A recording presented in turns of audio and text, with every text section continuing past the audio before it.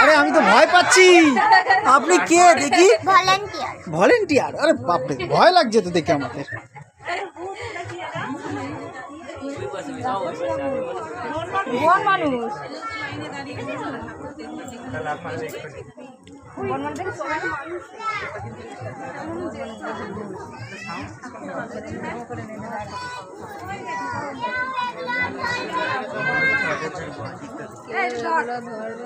আজকে এখানে সবাই থাকবো, আজ যাবো না।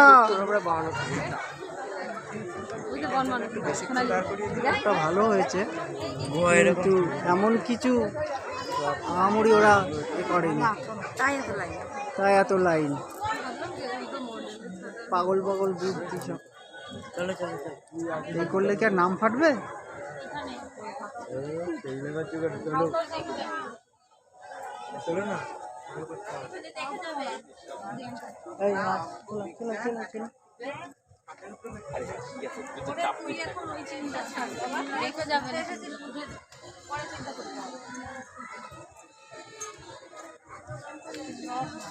কাকি এখান থেকে দেখে যাবেন।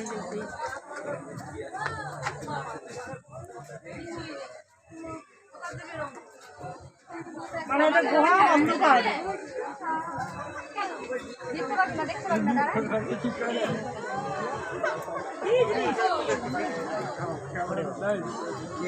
বলছি এখানটা বেশি ভিড় করবে না, ওদিকটা চলে যান।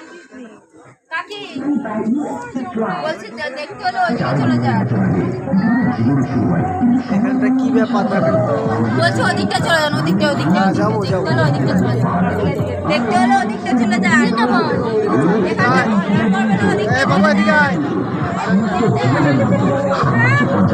আজ আমরা কথা বলবো প্রাগৈতিহাসিক সভ্যতা সম্পর্কে। ভারতের সভ্যতা অতি প্রাচীন। খ্রিস্টান ধর্মের প্রায় 5 লক্ষ বছর আগে থেকে ভারতে মানুষ বসবাস শুরু করে, সভ্যতার উন্মেষ হতে শুরু করে।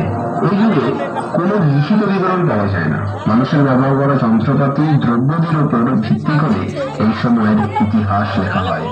তাই এই যুগকে প্রাগৈতিহাসিক যুগ বলা হয়।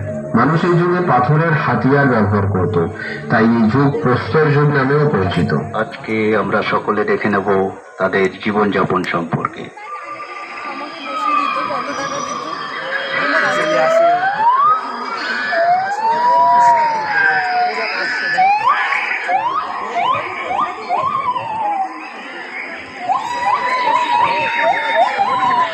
মারিস না, মরে যাবে। মারিস না, মরে যাবে না।